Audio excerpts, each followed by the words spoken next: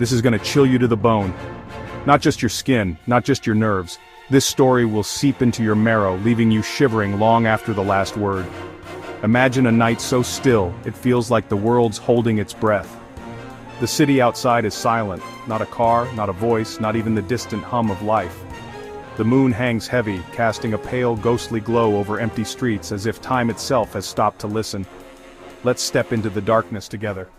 Imagine the feeling of crossing that threshold, where the light behind you fades and the unknown stretches out ahead, thick and suffocating.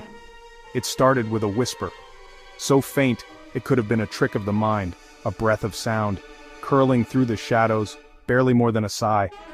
Alone in his apartment, Mark tried to convince himself the sound was just the wind.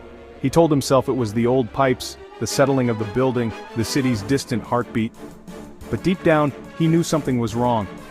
But the shadows in his hallway stretched a little longer, and twisted a little deeper. They seemed to move when he wasn't looking, shifting and curling like black smoke, reaching for him with invisible fingers. He flicked on every light, but the gloom clung stubbornly to the corners, writhing like living smoke. No matter how bright the bulbs burned, the darkness refused to retreat as if it had a will of its own. The air grew cold. A chill crept through the room, unnatural and biting, frosting the windows from the inside. His breath hung in the air, white and trembling. Each exhale seemed to freeze, suspended, as if the room itself was holding on to every last bit of warmth. Then, footsteps. Slow, deliberate, echoing from the empty kitchen.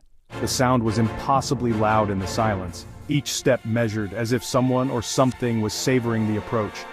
Mark's heart hammered as he forced himself forward, every step heavier than the last. The floorboards creaked beneath his weight, betraying his fear with every hesitant movement. The darkness seemed to pulse, swallowing sound, swallowing hope.